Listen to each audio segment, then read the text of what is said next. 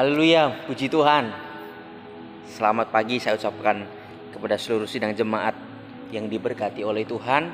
Kembali lagi pagi hari ini kita akan merenungkan kebenaran firman Tuhan yang akan memperbaharui setiap kehidupan kita dalam pengiringan kita melayani Tuhan, dalam pengiringan kita kepada Tuhan sepanjang hari ini. Puji Tuhan saudara, hari ini saya memberikan judul renungan firman Tuhan, tidak mungkin untuk tidak.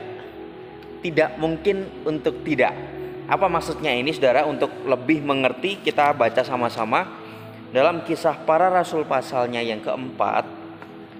Kisah Para Rasul pasalnya yang keempat, ayatnya yang ke-20.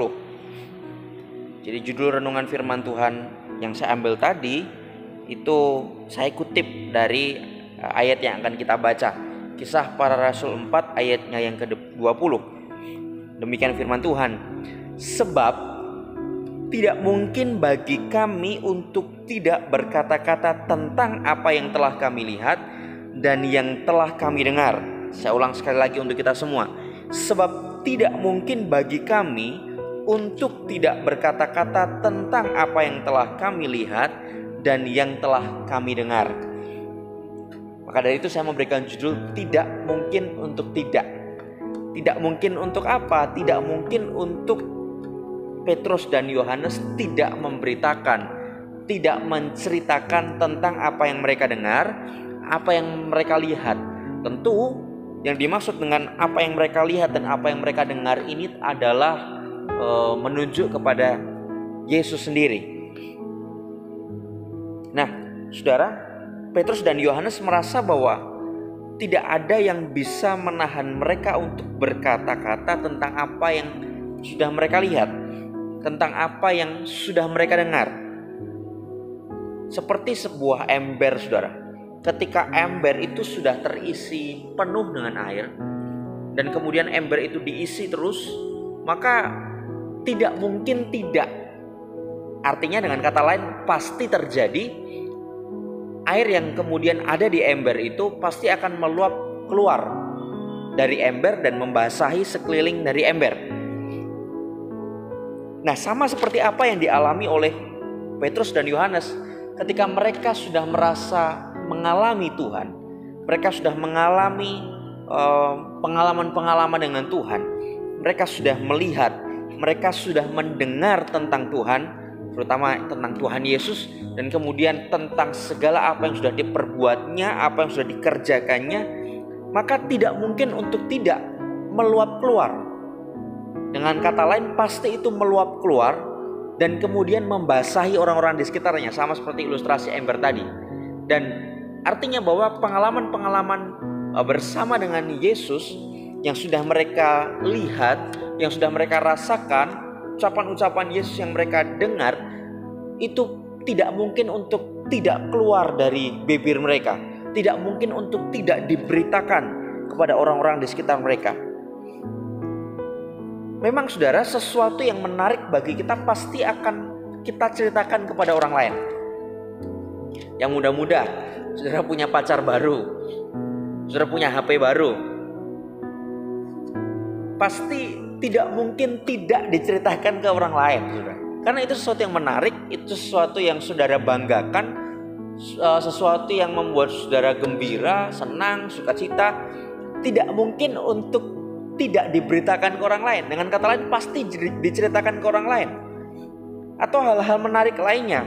Misalkan kita punya barang baru, punya mobil baru, punya barang-barang mewah yang baru, pasti ada satu dorongan dalam diri kita, mungkin ya untuk memperlihatkan ke orang-orang yang di sekitar kita. Ibu-ibu mungkin suka sinetron, ada tempat makan baru, ada tempat wisata baru, mungkin ada diskon di satu tempat pusat perbelanjaan. Itu kita punya kecenderungan untuk kita ingin memberitakan itu ke orang lain, karena itu sesuatu yang menarik. Yang menjadi pertanyaan dalam kehidupan kita, apakah Yesus adalah pribadi yang menarik untuk kita beritakan, untuk kita ceritakan, dan menjadi bahan obrolan kita setiap hari.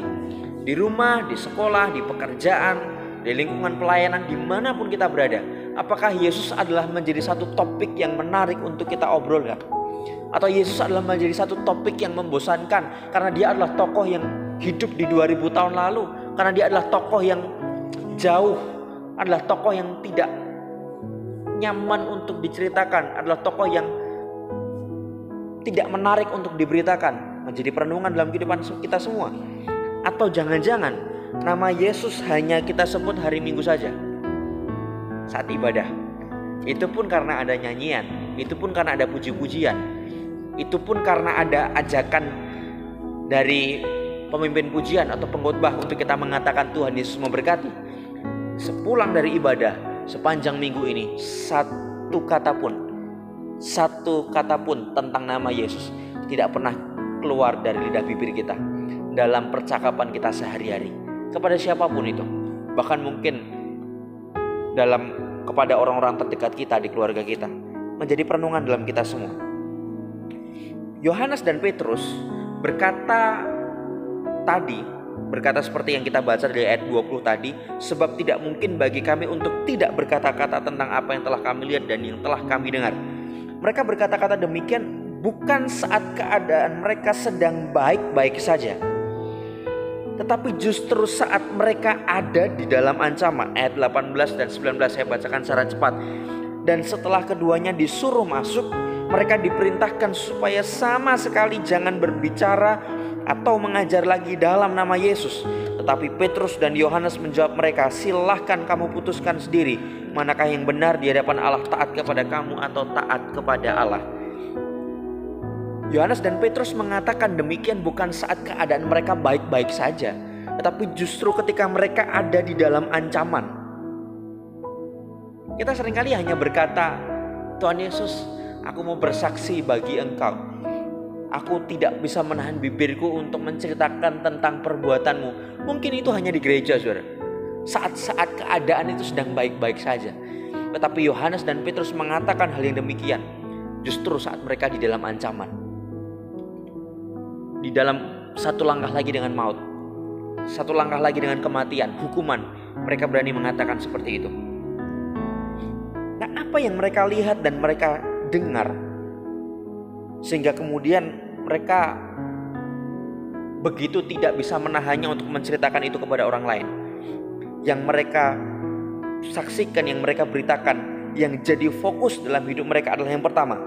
Kalau saudara baca pasal 3 sampai pasal 4, kita tidak bisa baca satu persatu, tapi kalau saudara baca 2 pasal ini, sudah akan menemukan bahwa yang banyak diberitakan oleh Petrus dan Yohanes dan rasul-rasul pada waktu itu adalah tentang kebangkitan Yesus dari antara orang mati.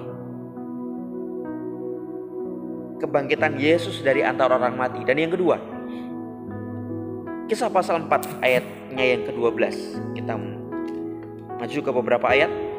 Kisah pasal 4 ayat 12. Ini yang menjadi fokus pemberitaan mereka. Dan keselamatan tidak ada di dalam siapapun juga selain di dalam Dia, sebab di bawah kolong langit ini tidak ada nama lain yang diberikan kepada manusia yang olehnya kita dapat diselamatkan. Yang menjadi fokus pemberitaan mereka adalah yang pertama, Yesus bangkit dari antara orang mati, itu jelas.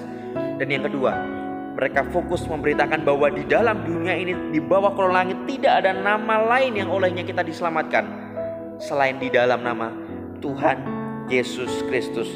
Kita harus beritakan semua hal tentang Yesus. Tetapi kalau berita Yesus sebagai penyembuh, Yesus sebagai penjawab doa, Yesus sebagai Allah yang maha hadir, Yesus sebagai pribadi yang maha kuasa, Yesus sebagai pribadi yang maha tahu, Yesus sebagai pencipta langit dan bumi. Saya mau katakan saudara, orang-orang di luar sana juga mengakui dan mempercayai bahwa Tuhan mereka masing-masing yang mereka percayai itu juga dapat melakukan semuanya itu. Meskipun faktanya kita percaya bahwa itu bisa dilakukan di dalam Allah Abraham, Ishak, Yakub, Tuhan Yesus Kristus. Tetapi persoalannya saudara, seringkali kita hanya memberitakan tentang itu. Tapi mari kita jadikan diri kita seperti Petrus dan Yohanes yang fokus pemberitaannya adalah di dalam dunia ini tidak ada nama lain selain nama Yesus yang menjamin keselamatan. Sekali lagi, sebab yang mereka percayai, orang-orang di luar sana percayai Tuhan sebagai penyembuh, Tuhan sebagai penjawab doa, sebagai pencipta langit dan bumi. Tetapi hanya nama Yesus.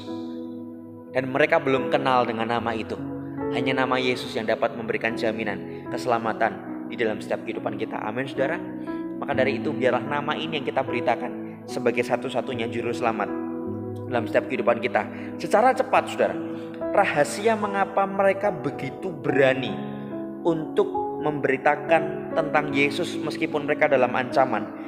Ayat 23 dan ayat 24. Sesudah dilepaskan, pergilah Petrus dan Yohanes kepada teman-teman mereka. Lalu mereka menceritakan segala sesuatu yang dikatakan imam-imam kepala dan tua-tua kepada mereka. Ketika teman-teman mereka mendengar hal itu, berserulah mereka bersama-sama kepada Allah. Katanya, ya Tuhan, Engkaulah yang menjadikan langit dan bumi, laut dan segala isinya. Yang pertama, kunci kenapa mereka punya keberanian. Pertama, karena mereka punya tim yang kuat. Saudara harus punya tim yang kuat, punya komunitas untuk saling membangun. Ceritakan saudara ingin bersaksi kepada siapa, minta bantuan doa, tukar pikiran bagaimana cara memulai untuk bersaksi dan sebagainya. Pertama, miliki tim yang kuat. Dan tim yang paling kuat yang mungkin bisa kita temukan adalah di keluarga kita masing-masing. Yang kedua, ayat 29 dan 30.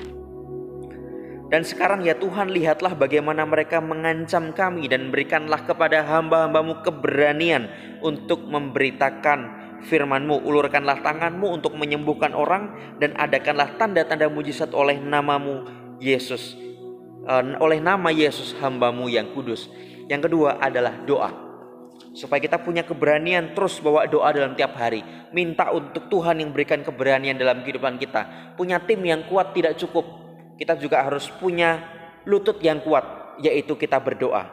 Dan yang ketiga, ayat 31. Dan ketika mereka sedang berdoa, goyanglah tempat mereka berkumpul itu, dan mereka semua penuh dengan Roh Kudus. Lalu mereka memberitakan firman Allah dengan berani. Setelah mereka berdoa dan penuh Roh Kudus, maka mereka memberitakan firman Allah dengan berani. Maka dari itu yang membuat mereka berani adalah karena ada Roh Kudus yang memberikan keberanian dalam hidup mereka. Jadi bukan hanya kita punya tim yang kuat, kita juga harus punya lutut yang kuat, yaitu kita berdoa. Dan kita juga punya pribadi yang kuat, yaitu Roh Kudus yang akan memberikan keberanian di dalam setiap kehidupan kita.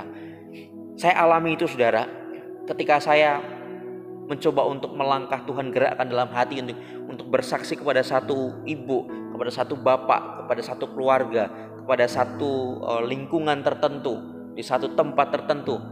Ada ketakutan-ketakutan yang seringkali muncul. Tetapi firman Tuhan yang kita dengar hari ini yang memberikan keberanian adalah tim yang kuat, lutut yang kuat, dan juga pribadi yang kuat. Ini benar-benar saya alami. Ketika saya bersekutu, berkumpul bersama dengan teman-teman, minta kekuatan, minta dukungan doa, minta semangat. Saya juga berdoa secara pribadi kepada Tuhan untuk Tuhan memberikan kekuatan, keberanian dalam hidup saya. Dan juga Roh Kudus yang terus memberikan keberanian untuk melangkah meskipun ancamannya itu nyawa, saudara. Tidak jarang saya diperhadapkan dengan ancaman-ancaman nyawa, dengan orang-orang yang fanatik dengan kepercayaan mereka dan nyawa ancamannya. Tetapi puji Tuhan kalau sampai sekarang ini saya boleh ada, itu semua karena kemurahan Tuhan.